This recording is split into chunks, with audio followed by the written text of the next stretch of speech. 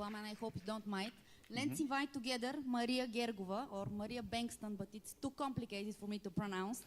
She is founder and owner United Partners, and she is going to moderate our next panel discussion. Welcome, Maria. Thank you very much, and I'm happy to invite the speakers from this panel on the stage so we can have like a quick Q&A session. I'm very happy to be here among so great speakers, such a great speaker and so much knowledge, because today what makes a difference and what makes us competitive is the knowledge and how we use the knowledge. So I'm really, really happy to be here and to be able to discuss all the great presentations that we just listened to with you guys. So I have prepared quite a lot of questions, but since the time is quite limited, I would rather give the floor first to you, and then I'm gonna start. And while you're thinking about the first question, I will start with a warm-up question. And it's connected to the topic of this panel, social by DNA. Are you guys social by DNA? Do you feel social by DNA? Probably yes. I think you can divide the whole population into, is it 5 different characters, 5 different sort of silos, and there's the digital monks, the digital natives, digital immigrants, and I think the biggest share of the population is digital immigrants still. So people who didn't grow up with digital, didn't grow up with social media, but now really want to learn it, want to adapt to it, have a Facebook account. And only, I think a digital native, the average age of a digital native, I think is about 19 to 21, something like that. Okay, so how about you guys? So we're probably not digital natives in that, by that definition, but yeah. I feel like I was on the internet before social media came of age. So I'm strongly, I grew up with the internet, but I started growing up at 20 then. And how about you? I used to define myself as a web addict, so... That's addictions, yeah. Yes. That's how they make business. It's the new drug, right? And ask yourself, what's the first thing you are doing in the morning when you switch off your alarm on a phone, and what's next? Are we all on social media, checking for statuses and that kind of stuff? And maybe that can be an answer for this. True. And before I give you the floor for the first question, I would like to ask my first professional question here, and it's how brands and companies that are social by DNA look like. Everybody wants to look like social by DNA today. That's an excellent question, because every brand wants to be social, but there's a mistake between doing social and being social. Oh yes. There's the natural tendency is let's get social, let's do social, and let's throw money at the problem, which means open up a Facebook page or hire loads of people, cool people, or not even that many, but hire a few people, and it's a sprinkling of social. It's not DNA. This is more like sprinkle on top, and the companies that are getting it, and this is the whole discussion about social business now, as opposed to social media. Social media, you have this idea that this is sort of a marketing thing on top of everything else you do, whereas social business means this is something that is ingrained in your people, in your process, and in your culture. And that's a fundamental difference. And the companies that are making this digital transformation, and the digital transformation is now a big topic. I recommend Brian Solis, if you know him. If you're in PR, you probably know Brian Solis. He's one of the foremost thought leaders about social media. He just published yesterday a white paper which he considers to be his most ambitious white paper to date, and he's published a lot of stuff called digital transformation, because more and more companies are realizing that they can't just do social unless they change the way they operate as a company, as an organization. And that's what becoming social, rather than being social, becoming social is really about changing process, people, and culture. And I think social is not to be mistaken with cool, because we often see that businesses try to move into the social space and they want to be cool, but this is not it. It's communicating in an authentic way, because a lot of the business's customers are not cool. So when they see very cool communications and it's the cool social stuff, it's not necessarily hitting the right target audience. So it's using it in a right way, I guess, as well. Absolutely. What you said with the toothpaste. Yeah, toothpaste can never be a very cool product, but if you communicate it properly, and in a way that hits the target audience needs and character, that can work really well. While some companies generates a huge amount of revenue based on social media, we have still companies that are not glad to involve. They're afraid to take interaction and feedback from the audience, and that's the huge problem for those companies. I'll add to that. When you say don't mistake cool for social, Apple could be the coolest company on the planet. It is not a social company. Not at all. Totally. It's not active on social media. It doesn't respond to people. It's very top-down command and control. It's the opposite of a social company, but it's the coolest company. Yeah, it works for them, absolutely. Okay, now I will give you the floor, so if you have some questions, please feel free. Yes. Is there any microphone, somebody to help out there? Just one here. Thank you. There. Hello, thank you very much, first of all, for granting us a look into the future of social media.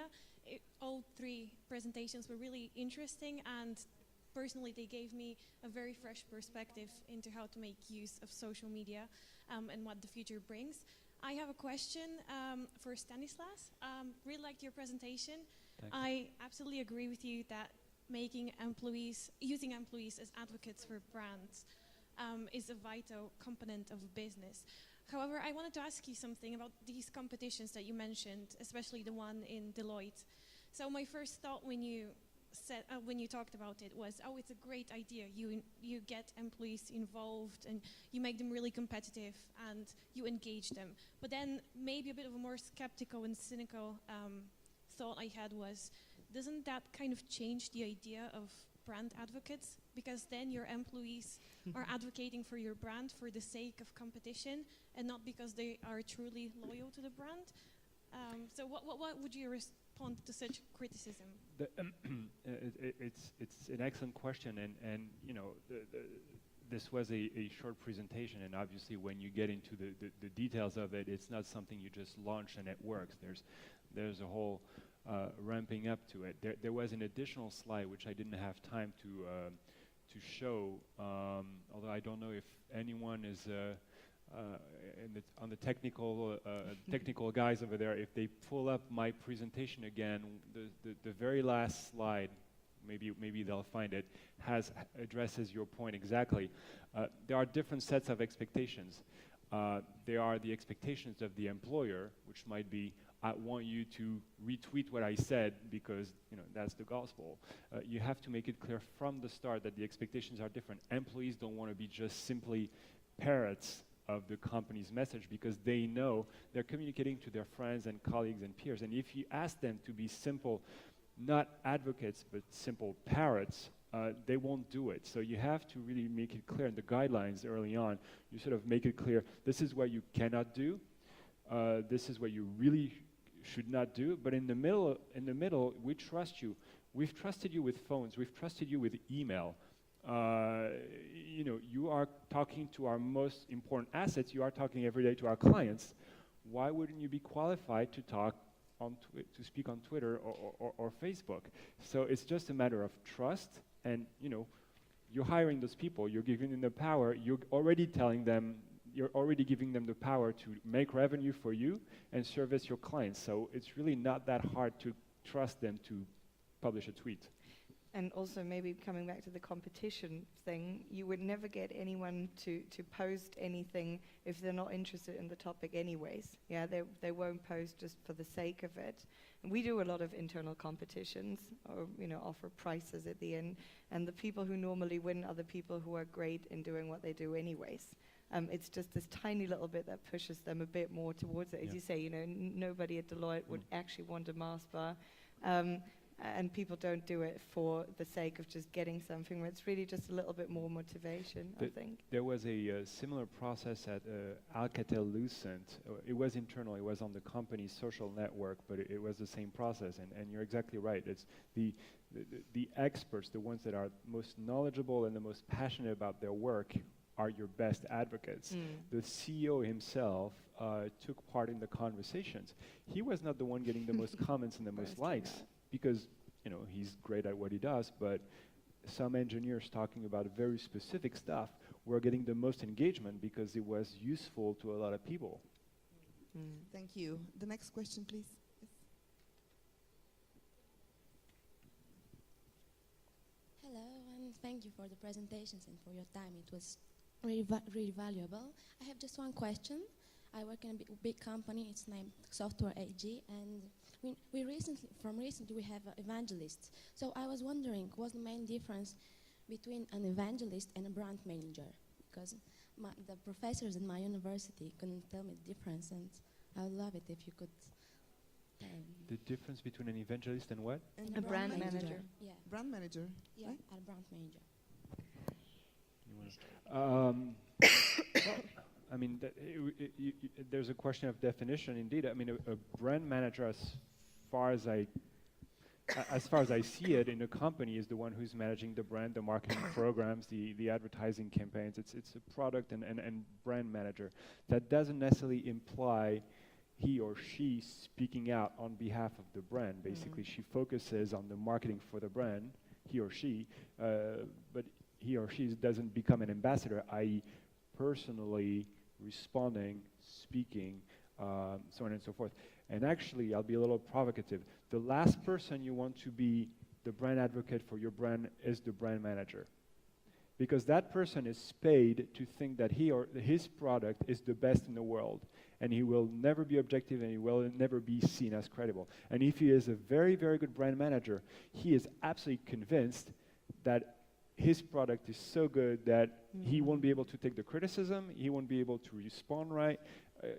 This is probably the last person you want to be as your brand advocate. I still remember there was this, a couple of years ago, there was this video from this guy. He was the brand manager for the BlackBerry Storm. Oh, remember that the BlackBerry Storm was this horrible prototype by BlackBerry to counter the iPhone. And the guy delivered the most impassioned speech. I mean, a 10-minute long video on YouTube explaining why this phone was the greatest thing invented. I mean, he thought it was Steve Jobs, and explaining that you push it and the screen moves and it's fantastic. I mean, he was practically crying describing his phone. Who remembers the BlackBerry Storm? Who remembers BlackBerry? Hey. Thank you. Yeah. Please. Switched it off.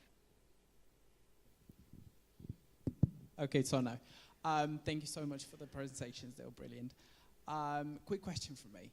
So there are loads of people that are unhappy with a certain thing, but they wouldn't go on Facebook sharing about it, or they would go on their personal profiles and share them. I myself, I'm a very conscious user of Facebook, so when I'm unhappy with somebody, I wouldn't go on their Facebook profile and be like, by the way, your service was shit. What I do is I just hide it, but those are the people that you actually want to reach. People that are unhappy with something you've done, because they were people that used you.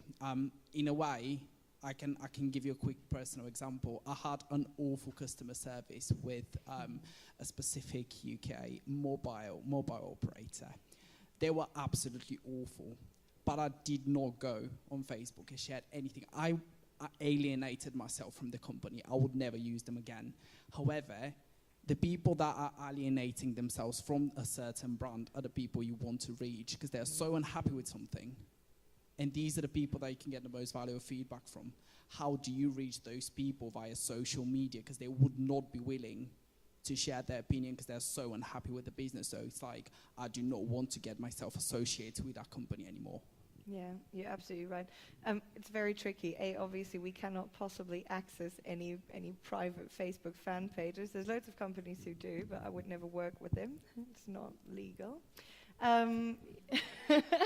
But what social media intelligence, or sort of using the data, can help you with is trends, or sort of picking up certain tendencies, or looking at a certain brand in the context of other brands. And if you notice that more people are complaining about a certain thing with a particular brand, it's very highly likely that this is reflecting the entire reality. Yeah, these people that you mentioned, the ones who basically had such a terrible experience that they never go back, we cannot reach like that. But these people are normally not reachable at all. So if you called them, said customer service, just doing a quick inquiry, they would never pick up the phone or hang up straight away. So these people you probably get because someone else talks about them. So they say, I have a friend who did this and that, and who would never go back. And you're most likely still to find it in social media rather than with any other means of communication. Yeah. And yes, some brands are still using Facebook as a TV one-way communication channel. Probably you should try to reach a company via Twitter. They're most likely to be respond with it on a Twitter. And some companies are making huge profiling databases, collecting consumer data from and the interactions for various networks, including VKontakte from Russia, for instance. Your thing is off. Hello. Thank you. Usually it's much better to manage the conversation in the beginning, wherever it happens. So when you have a brand page, it's better to, if there's something negative, and you can discuss there, then spread around before you catch this problem and solve it somehow. And we have time for one more question. So if there is any, yes, please.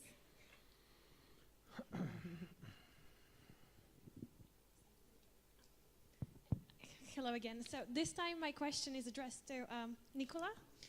I thought the campaign you did with Nike, even though I couldn't see all of it, it sounded really interesting, and it really showcased a great blend of both offline and online methods and tools you used. My question was, it looked like it required a really huge budget.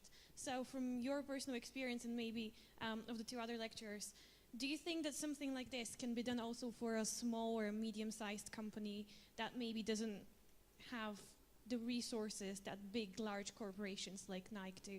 Can you still make use of both offline and online communication channels in a similar Absolutely. method? They started 3 years ago, made the in-house campaign with only Facebook as a communication and promotion channel for the event. They had 2,000 participants, and in the next year they they hired an agency for BTL and logistics and organization of the event itself, and start to grow these effects from year to year. So we also have case studies for small, medium enterprises, even NGO and student organizations winning participants for their job fairs and etc. etc. So absolutely, it's possible.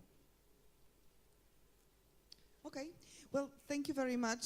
And since the time is quite limited, I will give the floor to the next speakers. Thank you for your presentations, for sharing your knowledge. It was really, really amazing. Thank you. Merci. For being here.